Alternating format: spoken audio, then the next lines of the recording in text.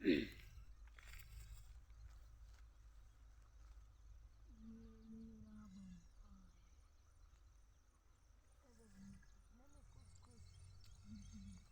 यीशु मसीह के सामर्थी जलाले पवित्र नाम में आप सभी मसीह में आप सभी भाई बहनों को मेरा प्रेमी भरा सलाम।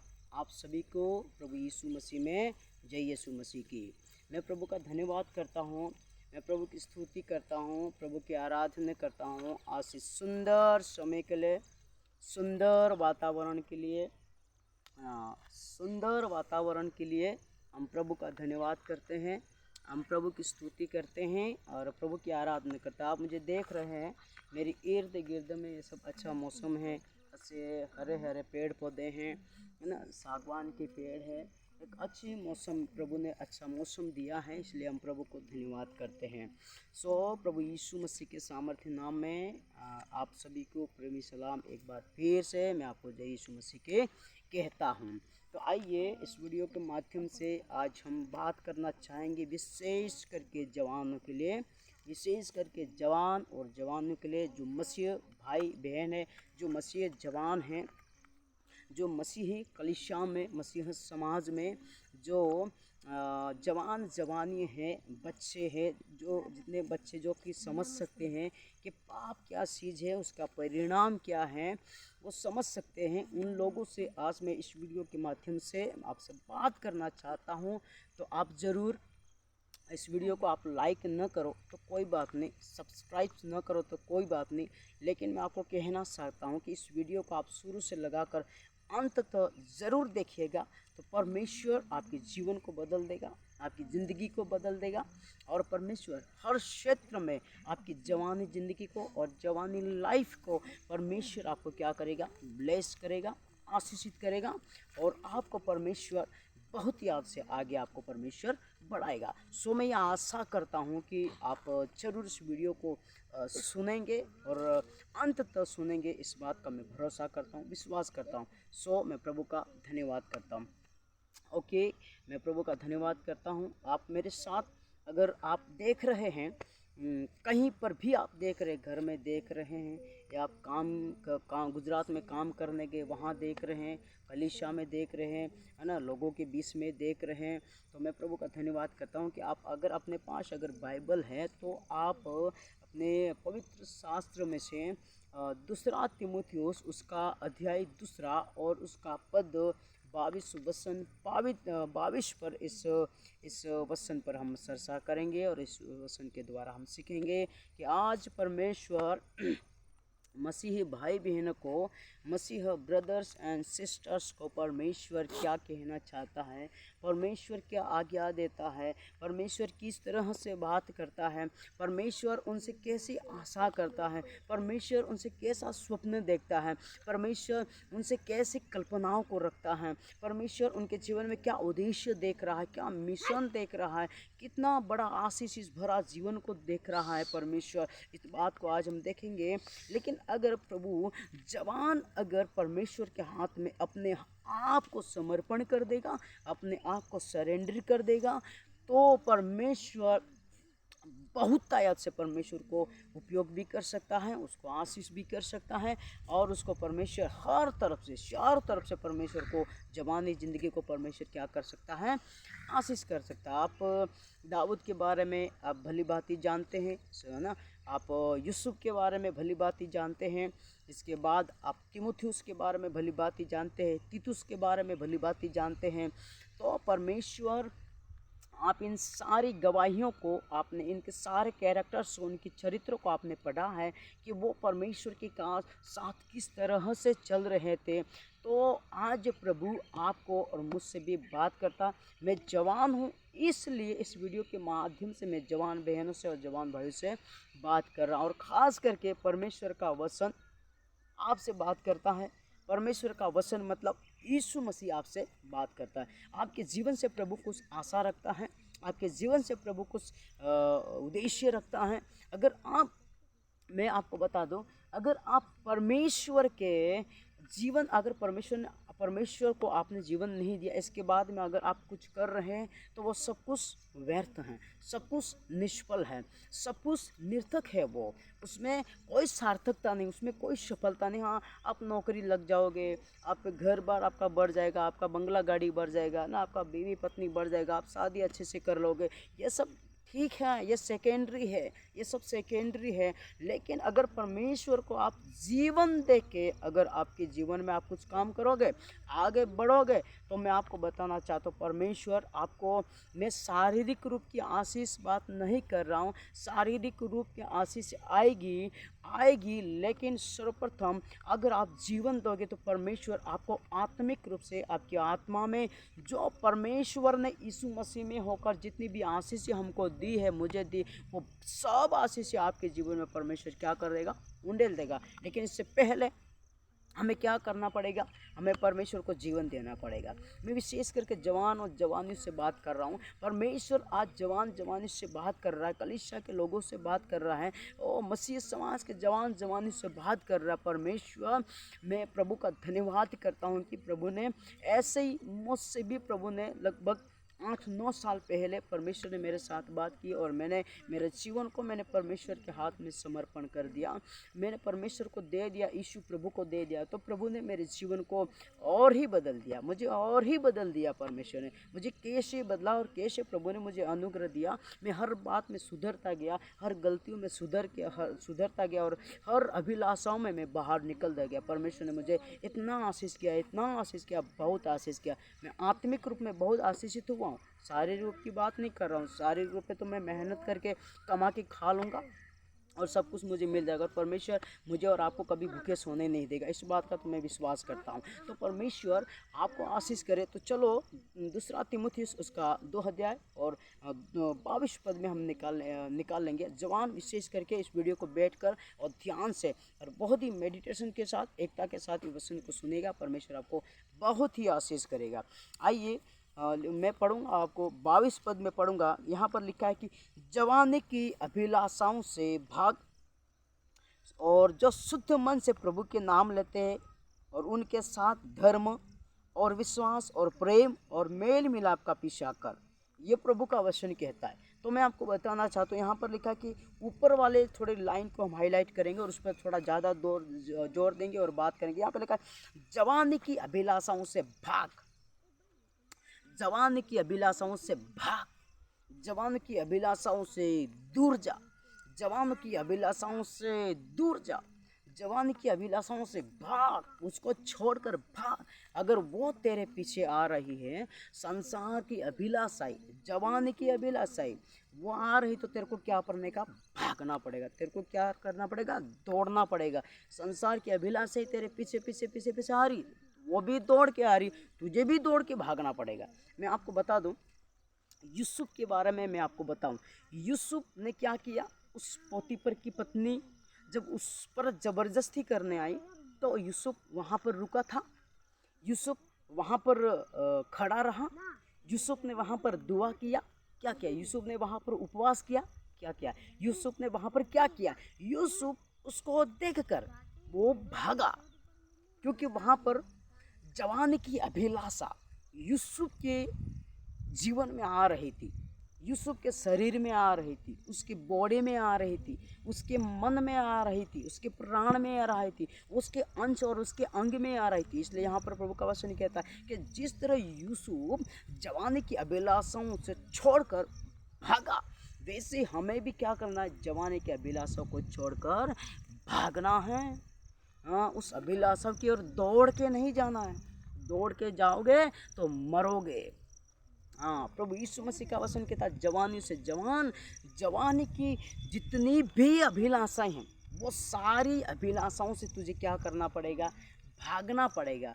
अगर तू भागेगा तो परमेश्वर तुझे भागने में मदद करेगा। अगर तू भागा ही नहीं तो परमेश्वर तेरी और मेरी मदद नहीं कर सकते। यहाँ पर लिखा है जवान की अभिलाषाओं से, जितनी भी अभिलाषाएं ज़्यादा आती है वो जवानी की कैटेगरी में आती है, जवानी के जोन में आती है। जितना जवानी का जो जोन होता है ना, 15, 20, 25 साल जो होता है, वो ऐसे वर्ष हैं कि उन वर्षों में अगर तुम परमेश्वर के लिए जियोगे तो परमेश्वर जितने भी वर्ष, जितने भी जवानी ज़िंदगी के वर्ष आते हैं, वो जो दिन रहते, समय रहता है ना, जितने इतने समय अगर तुम परमेश्वर के हाथ में वो समय अर्पण कर दोगे ना, तो परमेश्वर आपको जवानी ज़िंदगी में क्या बना सकता है मालूम? एक नुकीला तीर बनाएगा आपको। परमेश्वर क्या बनाएगा? आपको एक नुकीला तीर बनाएगा आपको परमेश्वर। आपके भविष्य को वो बना देगा, आपकी ज़िंदगी को वो बना देगा, आपके परिवार को वो बना देगा। अगर वो आप परमेश्वर के हाथ में समर्पण कर दिया ना, तो वो आपकी शिक्षा को बनाएगा, वो आपकी एजुकेशन को बढ़ाएगा, वो आपकी बुद्धि, आपकी समझ और आपके कैरेक्टर को वो बनाएगा। परमेश्वर आपको चारों तरफ से बनाएगा। कब? लेकिन जब आप परमेश्वर को अपनी जवानी ज़िंदगी आप परमेश्वर के हाथ में अर्पण कर दोगे, तो परमेश्वर आपको क्या करेगा? बनाएगा। क्या बनाएगा? बनाएगा। आपको रसा तो दिया है परमेश्वर ने, क्या कर दिया? बना तो दिया है, लेकिन अभी, है ना, बना तो दिया है लेकिन रसना बाकी है। आपको परमेश्वर क्या बनाएगा? बनाएगा, है ना। तो लिखा है कि जवानी की अभिलाषाओं से भाग, तो परमेश्वर तुझे बनाएगा। जवानी, मैं आपको बता दूं कि जवानी मनुष्य के जीवन में बचपन एक बार आता है, बचपन बार बार नहीं आता है। जब वैसे ही जवानी, हर इंसान के अंदर जवानी एक बार आती है, वो बार बार नहीं आती। अगर वो जवानी जो एक बार जवानी आई है, अगर उस जवानी को आप परमेश्वर के सामर्थ्य हाथ में उस जवानी को आप अर्पण कर दोगे, तो परमेश्वर आपके साथ क्या नहीं कर सकता, परमेश्वर आपके द्वारा क्या नहीं कर सकता, परमेश्वर आपके परिवार में क्या नहीं कर सकता, परमेश्वर आपकी लाइफ में क्या नहीं कर सकता, परमेश्वर आपकी शिक्षा में क्या नहीं कर सकता, परमेश्वर आपके एजुकेशन में क्या नहीं कर सकता, परमेश्वर आपके मार्ग में क्या नहीं कर सकता। परमेश्वर सब कुछ करेगा, लेकिन आपको जो जीवन, जो जवानी ज़िंदगी प्रभु आपको प्रभु ने दी है, वो जीवन आपको प्रभु को देना पड़ेगा। वो जीवन आपको प्रभु को देना पड़ेगा। तो परमेश्वर आपको जवानी ज़िंदगी में क्या करेगा? बनाएगा, आपको रसाएगा, आपको आकार देगा, आपको रंग देगा, आपको रूप देगा, आपको बड़ा करेगा और आपको उसके योग्य बनाएगा। परमेश्वर आपको उसके योग्य बनाएगा। लेकिन जितने भी वर्ष प्रभु ने दिए हैं, ये सारे वर्ष अगर आप प्रभु की अभिलाषाओं के लिए दोगे ना, प्रभु की भी अभिलाषा है, प्रभु की भी एक इच्छा है, प्रभु की एक लालसा है, प्रभु का भी एक मिशन है, प्रभु का भी एक उद्देश्य है, प्रभु की भी एक क्या मार्ग है। वो क्या है? प्रभु की जो इच्छा वो हमारे जीवन के द्वारा पूरी होनी चाहिए, है ना। प्रभु की जो लालसा है, प्रभु की जो कल्पना है, प्रभु का जो उद्देश्य है, प्रभु की जो सेवकाई है, जो प्रभु का जो कार्य है, काम है, वो हमारे जीवन में क्या होना चाहिए? पूरा होना चाहिए। परमेश्वर की लालसा है, ये यीशु प्रभु की लालसा है। अगर परमेश्वर की लालसाओं को पूरी करने के लिए आपने आपकी जो एकमात्र और एक ही बार जो जवानी ज़िंदगी आती है, वो अगर आपने प्रभु को दे दी, तो परमेश्वर आपको बहुतायत से आपको आशीष देगा। अगर वही ज़िंदगी, वही जवानी ज़िंदगी, वही जोन, वही कैटेगरी अगर आपने शैतान को और शैतान की अभिलाषाओं को पूरी करने के लिए अगर दी, तो शैतान आपके भविष्य को और आपकी जवानी लाइफ को वो डिस्ट्रॉय कर देगा और वो ख़त्म कर देगा और नाश कर देगा वो आपका। यस, वो नाश कर देगा आपका। क्यों? क्योंकि जो जवानी ज़िंदगी है ना, वो बहुत ही खतरनाक ज़िंदगी, बहुत ही आशीषित ज़िंदगी है। मैं मानता हूँ बॉर्डर पर सुरक्षा करने वाला सबसे ज़्यादा कौन रहते मालूम? जवान। कौन रहता? जवान। सबसे पहले नौकरी में लगता है वो कौन होता है? जवान। हालेलुया। वो कौन रहता है? जवान। क्योंकि जवान, एक कहते हैं ना कि जो जवान है, जो युवा है, वो देश की क्या है? ताकत है। वो क्या है? वो देश की ताकत है, वो देश का बल है, वो देश की सामर्थ्य है, वो देश की शक्ति है। और ऐसा बताते हैं कि जो जवान होता है वो देश का धन होता है। वो देश का क्या? वो देश का भविष्य होता है, वो देश का कैरेक्टर होता है, वो देश का संस्कार होता है। कौन? जवान। तो वैसे ही आज प्रभु बात करता है कि परमेश्वर को ज़रूरत है जवान की। परमेश्वर की ताकत जवान है, परमेश्वर का बल जवान है। परमेश्वर जवान के अंदर अपने कार्यों को पूरा करना चाहता, लेकिन आज दिक्कत क्या मालूम कि सारे के सारे जवान संसार की अभिलाषाओं और शैतान के पीछे और शैतान की अभिलाषाओं, शैतान के कार्य में फंस चुके हैं और उसके मकर जाल में फंस चुके हैं, उसके जहर में वो फंस चुके हैं, उसके जाल में वो फंस चुके हैं। आज प्रभु आपसे बात करता है, प्रभु आपसे बात करता है। जवान उस जवानी में प्रभु का वचन कहता है कि अपने सृजनहार यहोवा परमेश्वर को याद रख, स्मरण कर। तेरे को और मुझको क्या करना है इस जवानी ज़िंदगी में? हमें परमेश्वर के पीछे चलना, शैतान के पीछे नहीं चलना, उसके हथियारों के पीछे नहीं चलना। विशेष करके मैं एक बात पर फोकस करके फिर मैं इस वीडियो को समाप्त करूंगा। मैं प्रभु का धन्यवाद करता हूं कि प्रभु ने इन बातों से मुझे निकाल लिया, और मेरी यही कोशिश है। और मैं जवानों के बीच में और छोटे बच्चों के बीच में खास करके सेवकाई करता हूँ, इसलिए इन बातों से मैं भली भांति परिचित हूँ। और यहाँ से ही मैं निकला हूँ, इधर से ही निकला, उसी दलदल की किस्सर से मैं बाहर, प्रभु ने मुझे बाहर निकाला। इसलिए मैं प्रभु का धन्यवाद करता हूँ कि प्रभु आपको इस वचन के द्वारा आशीषित करेगा, और आप बराबर सुनना, प्रभु आपको आशीष करेगा। विशेष करके हमारे इस क्षेत्र में, आदिवासी क्षेत्रों में, फील्ड क्षेत्र में, और इसी क्षेत्र की बात नहीं कर रहा हूँ मैं, व्यापक क्षेत्र की बात कर रहा हूँ। सबसे जो जवान हैं वो दारू के नशे में पड़े हुए हैं, विमल के नशे में पड़े हुए हैं, शैतान के नशे में पड़े हुए हैं, व्यभिचार के नशे में पड़े हुए हैं, घमंड के नशे में पड़े हुए, माता पिता की आज्ञा न पालन करने वाले जवान पड़े हुए हैं। विशेष करके दारू पीने वाले जवान, कितने सारे लोग हैं दारू पी के अपनी जवानी जिंदगी को ख़त्म कर रहे, अपने भविष्य को ख़त्म कर रहे, अपनी ज़िंदगी को ख़त्म कर रहे, अपनी शिक्षा को ख़त्म कर रहे, अपने परिवार को ख़त्म कर रहे, परिवार के माता पिता के उद्देश्यों को पूरा ख़त्म कर रहे, माता पिता जो उन पर पैसा खर्च कर रहे पढ़ाई के लिए, वो सारे पैसे ख़त्म कर रहे, उनके सारा भविष्य, उनका जो मिशन, उनकी सेवाएं, उनका सपना, वो सारे दारू के द्वारा जवान क्या कर रहा है मालूम? नष्ट हो रहा है, जवान नष्ट हो रहा है। प्रभु का धन्यवाद करते हैं कि परमेश्वर आपको इस वचन के द्वारा आपके कान और आपकी बुद्धि को खोले, और परमेश्वर आपसे बात करे, और आपका जीवन परमेश्वर की ओर लौट के आए, और परमेश्वर आपकी ज़िंदगी को फिर से बनाएगा। आमेन, हालेलुया। मैं प्रभु का धन्यवाद करता हूँ। इस वचन को आप बात जरूर सुनेगा, इस वचन को आप केयरफुली, सावधानी के साथ आप वचन को सुनेगा। मैं प्रभु का धन्यवाद करता हूँ। यहाँ पर लिखा है कि जवानी की अभिलाषाओं से आप सब कुछ, आपको अगर आप जवानी से बाहर निकल जाओगे तो धीरे धीरे क्या होगा? आपका मन खुलने लग जाएगा, आपकी बुद्धि विकसित होने लगेगी ना।